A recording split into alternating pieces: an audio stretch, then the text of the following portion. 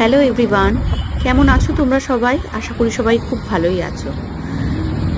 কিছুদিন যাবৎ বড় ভিডিও আর দিয়ে উঠতে পারছি না, নানান রকম ব্যস্ততার কারণে। তার মধ্যে ব্যস্ত থাকার একটি মূল কারণ হলো আমাদের বাড়িটাকে আবার নতুন করে সাজাচ্ছি। যদিও আমাদের ঘরের দিকটা বেশ ভালোই ছিল, বাট শুভময়ের মা বাবার দিকটা পুরোপুরি একেবারে ভেঙে চুরে গেছে।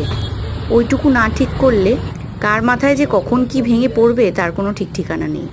তাই শুভময় সাত পাঁচ না ভেবে হুট করে ঘরে হাত দিয়েই ফেললো। বাড়িতে হাত দেওয়ার পর বুঝলাম পুরনো বাড়ি ভাঙচুর করা যে কী ঝক্কির কাজ, সে আর বলে বোঝাতে পারবো না আপনাদের।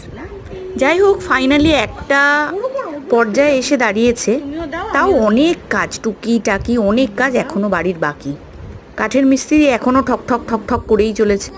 পুরো বাড়ি একবারে কমপ্লিট হয়ে গেলে আপনাদের ফুল ভিডিও, বড় ভিডিও করে একটা ব্লগ করে দেখাবো। এই এখনও অবধি ঠিক করে রেখেছি। এই যে ছোট্ট একটা ব্যালকনির মতো করেছি দেখছেন, এটা আমার অনেক দিনের শখ ছিল, যার মধ্যে থাকবে রং বেরঙের ফুল গাছ।